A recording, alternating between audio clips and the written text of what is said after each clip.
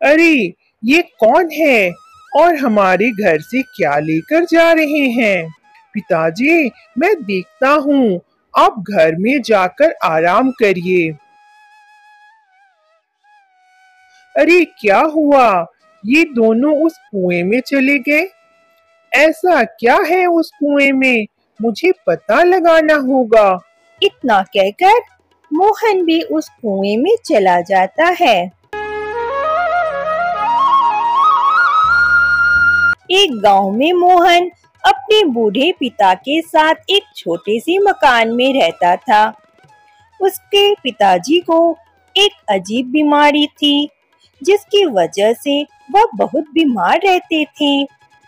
इसलिए उसका बेटा एक वैद्य जी को बुलाकर लाया था, ताकि उसके पिता ठीक हो जाएं।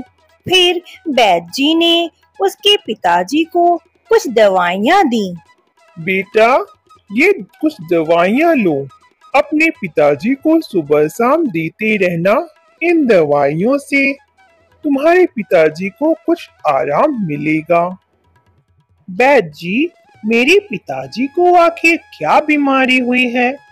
आप उन्हें पिछले 1 सालों से दवाइयाँ दे रहे हैं, लेकिन अभी तक इनकी तबीयत ठीक नहीं हुई है। मेरे पिताजी कब ठीक होंगे? मुझे खुद ही समझ नहीं आ रहा। आखिर तुम्हारे पिताजी को क्या बीमारी हो गई है? मैं खुद हैरान हूँ। मैं पिछले 1 सालों से तुम्हारे पिताजी को दवाइयाँ दे रहा हूँ, पर उन दवाइयों का कोई भी असर तुम्हारे पिताजी की बीमारी पर नहीं हो रहा है। बेटा मोहन, मुझे लगता है तुम्हारे पिताजी की बीमारी का कोई इलाज नहीं है। ठीक होना बहुत मुश्किल है। अच्छा, तो मैं अब चलता हूँ। तुम अपने पिताजी का ख्याल रखना। अच्छा, मोहन के पिताजी को कोई ऐसी बीमारी हो गई है जो ठीक नहीं होगी, और वैद्य जी भी ठीक नहीं कर पा रहे हैं। तो फिर कोई गंभीर बीमारी हो गई होगी। फिर वो एक चाय की दुकान में चला जाता है। अरे श्याम भाई, कैसे हो? जरा अच्छी सी चाय पिला दो। अरे श्याम भाई, आपके पास भैंस का दूध है क्या? नहीं भाई, लेकिन तुम्हें भैंस का दूध क्यों चाहिए?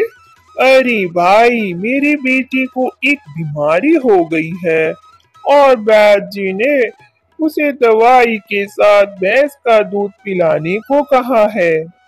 तुम्हारी बेटी को कौन सी बीमारी हो गई है? अरे भाई, पता नहीं मेरे बेटे को कौन सी बीमारी हो गई है। वो ठीक नहीं हो रहा है। मेरा बेटा दिन भर बिस्तर में पड़ा रहता है, न ढंग से कुछ खाता है और ना ही पीता है। बाहर खेलने भी नहीं जाता। कभी कभी उसे बुखार भी आ जाता है। अरे, तुम तो मोहन के घर के बगल में रहते हो ना? हाँ हाँ, मैं वहीं रहता हूँ। फिर तो ये होना ही था। अभी तो ये शुरुआत है। क्या मतलब है तुम्हारा? मैं कुछ समझा नहीं। अरे, अब मैं तुम्हें क्या बताऊं? अब मुझसे रहा नहीं जाता। मैं इस गांव को बर्बाद होते हुए नहीं देख सकता।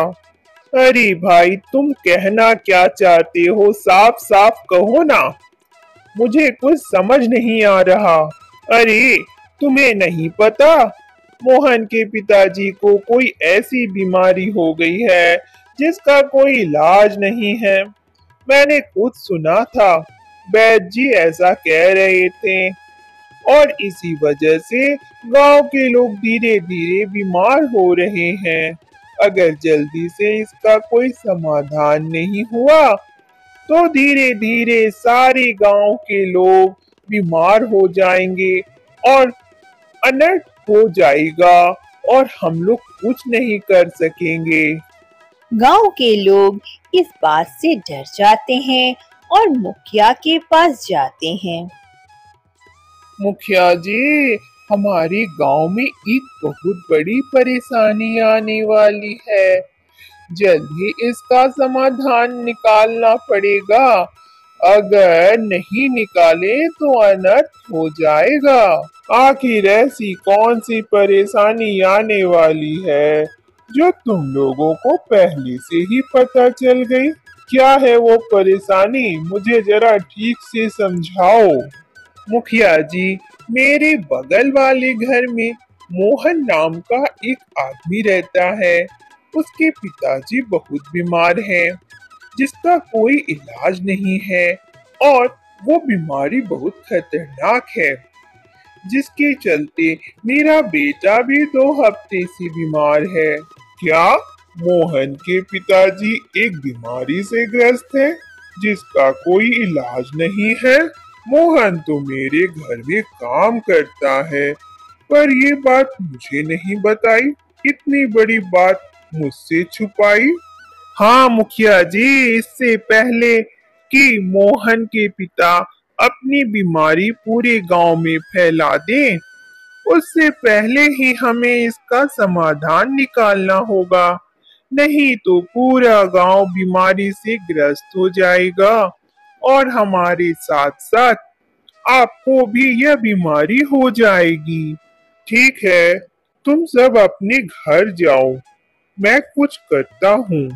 फिर जब शाम को मोहन मुखिया जी के घर पर काम करने आता है, तो मुखिया जी मोहन से कहते हैं, मोहन, अब तुम यहाँ काम पर मत आना, क्योंकि गांव के लोग मेरे पास आए थे और उन्होंने मुझे बताया कि तुम्हारे पिताजी को एक ऐसी बीमारी है जिसका कोई इलाज नहीं है, जिसके चलते आसपास के लोग भी बीमार हो रहे हैं।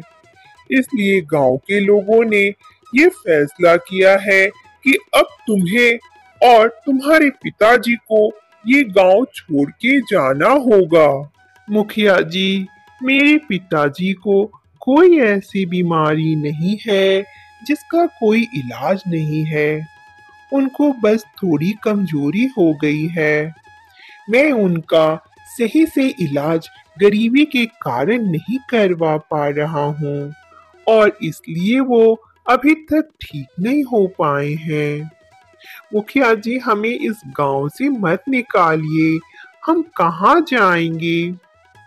मुखिया जी, मैंने आपके यहाँ इतने दिनों से काम किया है, मेरे बारे में कुछ तो सोचिए। मुखिया जी, हम कहाँ जाएंगे और कहाँ रहेंगे? हमें इस गांव से मत निकालिए मुखिया जी। मोहन, मैं इसमें कुछ नहीं कर सकता हूँ। मैं तो बस एक मुखिया हूँ। मुझे जो गांव वाले कहते हैं वही मैं करता हूँ। अगर मैंने उनकी बात नहीं मानी तो सब मेरे खिलाफ हो जाएंगे। इसलिए मोहन, जितनी जल्दी हो सके इस गांव को छोड़कर चली जाओ और फिर इस गांव में कभी मत आना। फिर मोहन चुपचाप अपने घर चला जाता है। पिताजी, जल्दी चलिए, हमें कहीं जाना है, कुछ काम है। ऐसा कौन सा काम है बेटा जो मुझे अपने साथ लेकर जा रहे हो? पिताजी, आपको मैं सारी बात बाद में बता दूंगा। आप बस चलिए मेरे साथ, हम कुछ दिनों के लिए इस गांव से बाहर जा रहे हैं। फिर मोहन अपने पिताजी को लेकर दूसरे गांव में चला जाता है और एक झोपड़ी बनाकर रहने लगता है। कुछ दिन बीत जाने के बाद पिताजी मोहन से कहते हैं, बेटा मोहन, हम अपने गांव को छोड़कर दूसरे गांव में क्यों आ गए हैं? हम अपने गांव कब वापस जाएंगे? सच तो ये है पिताजी कि हम अपने गांव वापस अब कभी नहीं जाएंगे, क्योंकि गांव वालों का कहना है कि आपको एक ऐसी बीमारी है जो कभी ठीक नहीं होगी, जिसकी वजह से पूरे गांव में ये बीमारी फैल जाएगी। इसलिए गांव वालों ने मुखिया जी से कहकर हम लोगों को गांव से बाहर निकाल दिया। इसलिए अब हम वहाँ नहीं जाएंगे, अब से हम यहीं रहेंगे। पर बेटा, यहाँ पर हम कैसे रहेंगे और तुम काम क्या करोगे?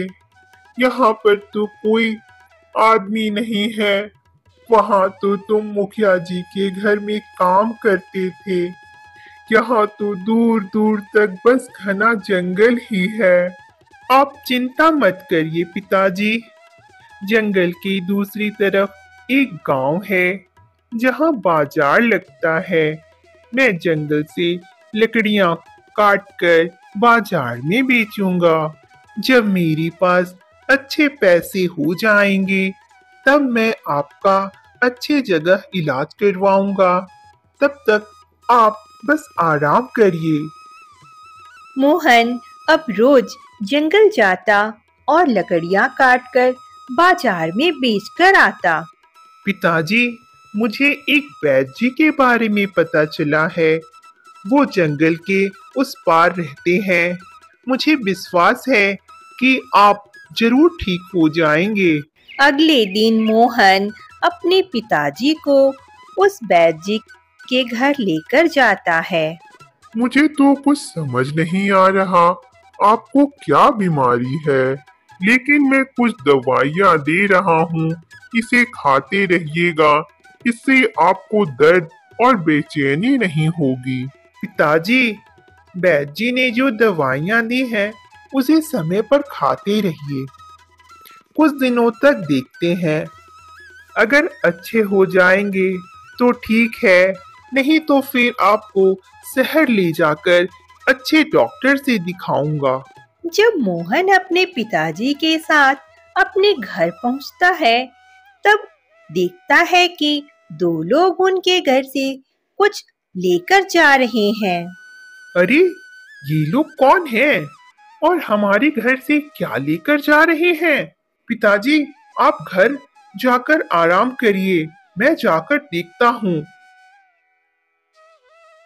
अरे क्या, ये दोनों तो उस कुएं में चले गए हैं। ऐसा क्या है उस कुएं में? मुझे जाकर पता करना होगा। फिर मोहन भी उस कुएं में चला जाता है। अरे ये क्या, ये तो दूसरी दुनिया जैसी लग रही है। कहीं मैं कोई सपना तो नहीं देख रहा हूँ? अरे ये तो बहुत बड़ा महल है, कोई राजा महाराजा का महल जैसा लग रहा है। अंदर जाकर देखता हूँ। इतना कहकर मोहन महल के अंदर चला जाता है। अरे यहाँ तो सचमुच कोई राजा है और सैनिक भी है। कौन हो तुम, कहाँ से आए हो और यहाँ क्या करने आए हो? महाराज, मैं इस कुएं के रास्ते से आया हूँ। मैंने देखा कि दो सैनिक मेरे घर से कुछ सामान लेकर इस कुएं के अंदर आए हैं, तो मैंने उनका पीछा करते करते यहाँ पर आ गया। मैं तो यहाँ यह जानने के लिए आया हूँ कि वो दोनों लोग मेरे घर से क्या लेकर आए हैं। अच्छा, तो वो तुम्हारे घर से भोजन लेकर आए हैं? ओ अच्छा, तो वे मेरे घर से भोजन लेकर आए हैं। अब आपको जब भूख लगे तब आप मेरे घर से भोजन लेकर जा सकते हैं महाराज। क्या सच में तुम हमें भोजन देने के लिए तैयार हो? हाँ महाराज, जब भी आपके सैनिक हमारे घर भोजन लेने के लिए आएंगे तब हम उन्हें भोजन जरूर देंगे।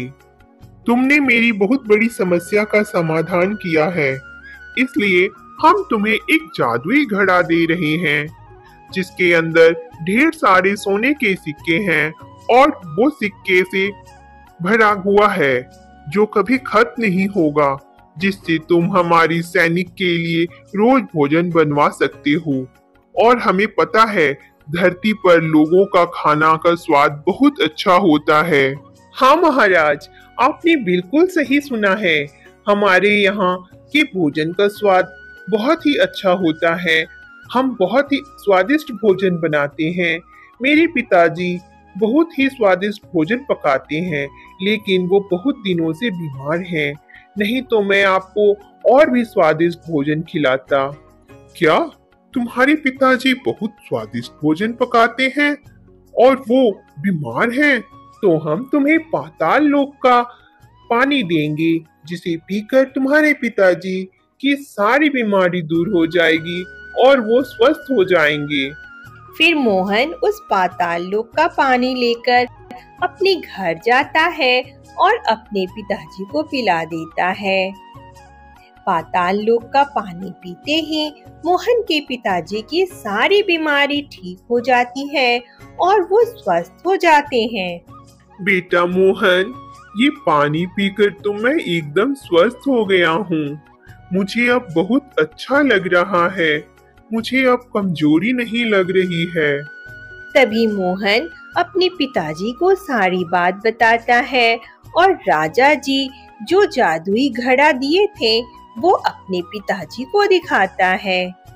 मोहन और उसके पिताजी स्वादिष्ट भोजन पकाते हैं और पाताल लोक के राजा को भिजवा देते हैं।